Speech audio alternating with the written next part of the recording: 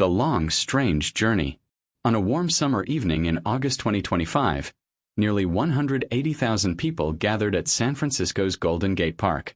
Music drifted through the fog, blending with laughter, memories, and the unmistakable feeling that something historic was unfolding. They came to celebrate 60 years of the Grateful Dead. What most of them didn't know, what this story imagines, is that the man standing on that stage, Bob Weir, was carrying more than just a guitar.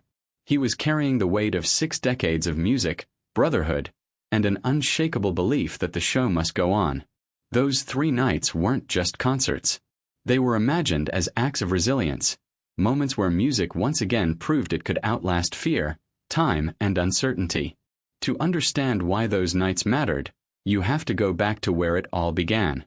It was New Year's Eve, 1963. A restless 16-year-old kid wandered into a small music store in Palo Alto, California. His name was Bob Weir. Inside, he met a banjo teacher named Jerry Garcia. That chance encounter, half accident, half destiny, sparked one of the most influential partnerships in American music history. Within 2 years, they formed the Grateful Dead. But the Dead were never just a band. They became a movement, a living, breathing culture built on experimentation, improvisation, and freedom. Bob Weir wasn't the loudest voice or the flashiest player, but he became something just as important: the architect holding everything together. His rhythm guitar work, layered, unpredictable, and endlessly inventive, was the backbone that allowed the band's legendary jams to exist at all. Songs like Sugar Magnolia, Truckin', One More Saturday Night, and Playing in the Band carried his voice, his energy, his unmistakable spirit. For 30 years, Bob Weir stood beside Jerry Garcia as the Dead traveled the country, redefining what live music could be. Every show was different. Every night was a risk. And that was the point. When Jerry Garcia died in 1995, many believed the story had ended. Bob Weir didn't. Instead, he carried the music forward, not as a replacement, but as a continuation. Through projects like Rat Dog, Dead and Company, and Bobby Weir and Wolf Brothers, he kept the songs alive while letting them evolve. He refused to treat the Grateful Dead as nostalgia. To Bob, the music was a living organism, meant to grow, stretch, and surprise. By the time this story imagines 2025, Bob Weir had been on the road for more than 60 years. Thousands of shows. Millions of fans. A legacy woven directly into the fabric of American culture. And then came the anniversary. 3 nights. Golden Gate Park.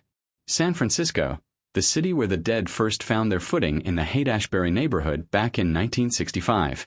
In this imagined final chapter, Bob Weir chose to stand on that stage once more. Not to say goodbye. Not to make a statement. But to do what he had always done best: show up. Night after night, his voice carried across the park. His guitar danced through familiar melodies. To the crowd, it felt like celebration. To history, it felt like completion, legacy, light, and the road ahead. In this fictional telling, the months after Golden Gate Park were quieter, but no less meaningful. Bob Weir stepped back from the spotlight, surrounded by family, music, and reflection.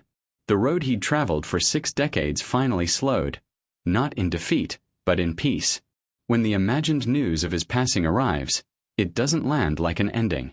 It lands like a handoff. Tributes pour in from every corner of the world. Landmarks glow in tie-dye colors. Musicians, fans, and fellow travelers share stories.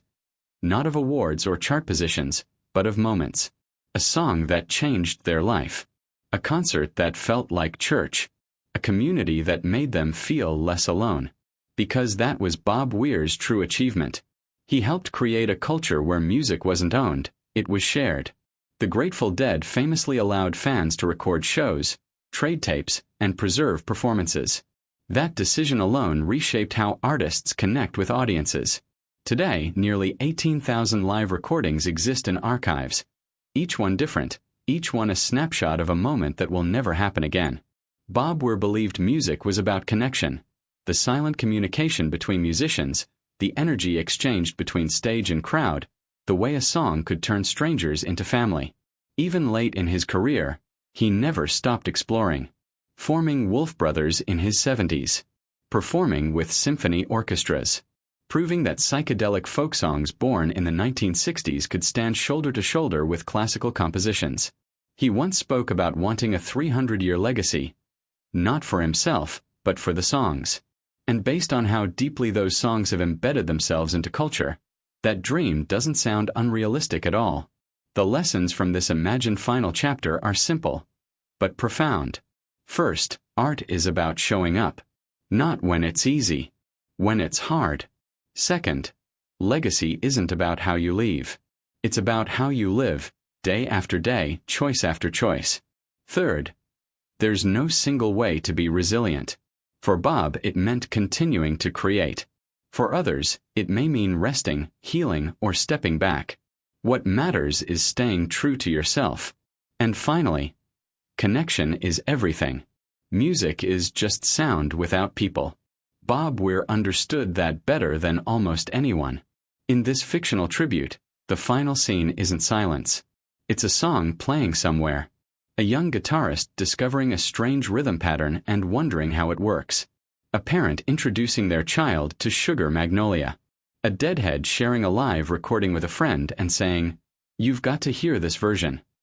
That's where Bob Weir truly lives. Not in statues, not in headlines, but in moments repeated endlessly. As one farewell imagined in this story puts it, this isn't an ending. It's a blessing. Because the truth remains, fictional or not. The music never stops.